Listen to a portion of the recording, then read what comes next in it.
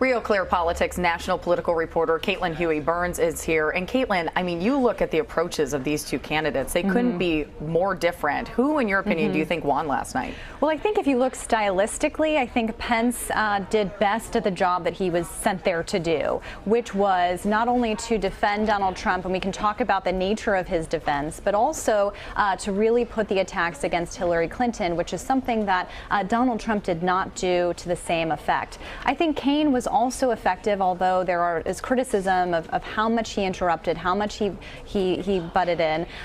But his job there was to pin everything that Donald Trump has said to Mike Pence and remind people what Trump has said and get Pence to defend them. And when Pence was tasked with defending them, he really pivoted off of those questions. I mean, he didn't explain Donald Trump's answers on a lot of different things. He quickly moved on. And I think that's something that Donald Trump might take note of for his debate this weekend. Yeah, that was really interesting to watch last night. I want to get to CBS News political contributor and Republican strategist Frank Luntz actually gathered together a focus group of about 28 uncommitted and undecided voters in the battleground state of Ohio. We want to go ahead and share those thoughts.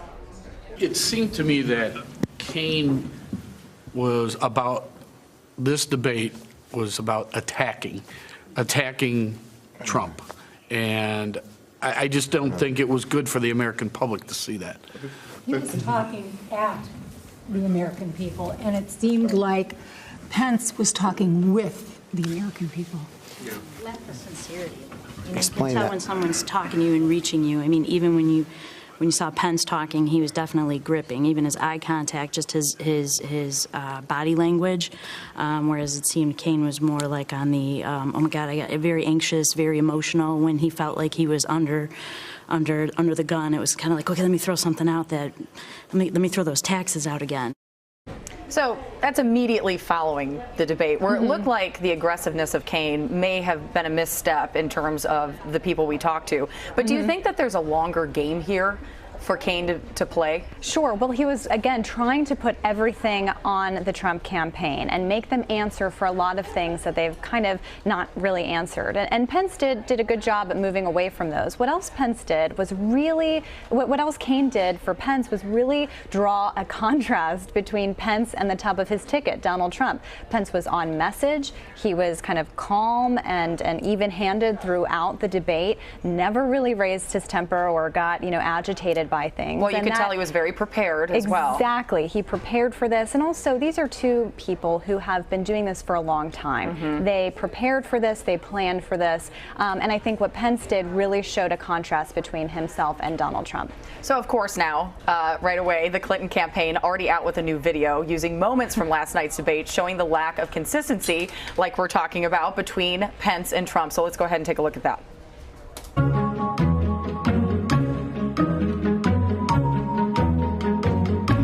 Let's start with not praising Vladimir Putin as a great leader. Donald Trump and Mike Pence have said he's a great leader. And Donald Trump has Putin's been a very strong leader for Russia. Vladimir Putin has been a stronger leader in his country than Barack Obama has been in this country. Donald Trump, on the other hand, didn't know that Russia had invaded the Crimea. Oh, that's nonsense. He's not going to go into Ukraine.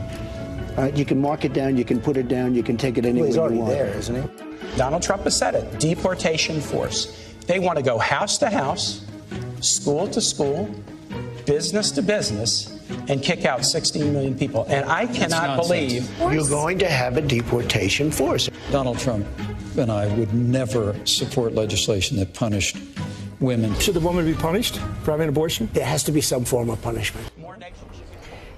I mean, you see there, the inconsistencies. Does this work? Yeah. Do you think? Well, what's interesting about this is that, and what was interesting about the debate last night, that most of the lines that Kaine brought up referring to Donald Trump were nearly verbatim.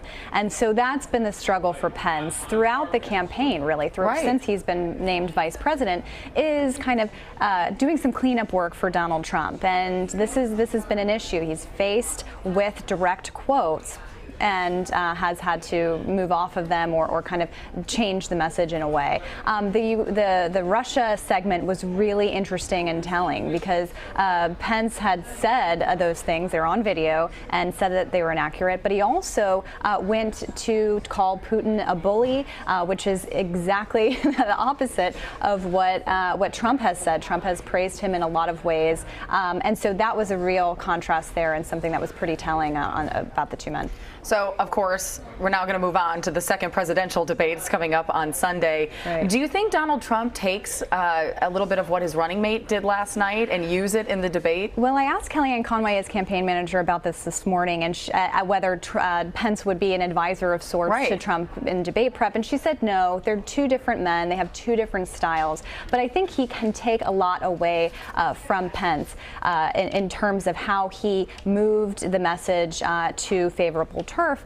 Also, this is going to be a town hall format, very different from the debates that we've seen. So this is going to be a real test about how the candidates engage with members of the audience and voters at home. And so that will be a test. People in the Trump campaign say that this is going to be a good moment for Donald Trump because he does feed off a crowd. And they're actually setting a pretty high bar for him by that regard, saying that he's good at that kind of thing. Well, he does engage. I mean, when you look at his campaign rallies, that's what he's good at doing. Exactly. But he hasn't really done these kind of town hall formats in this kind of smaller, more intimate setting. He's done some of them on Fox News with Sean Hannity, but that was a much more kind of favorable, controlled environment. Right. Exactly. So this is going to be a test of how he responds to questions from voters that might not be favorable to him. All right. Can't wait to watch. Yep. Caitlin Huey-Burns, thank you. Thanks.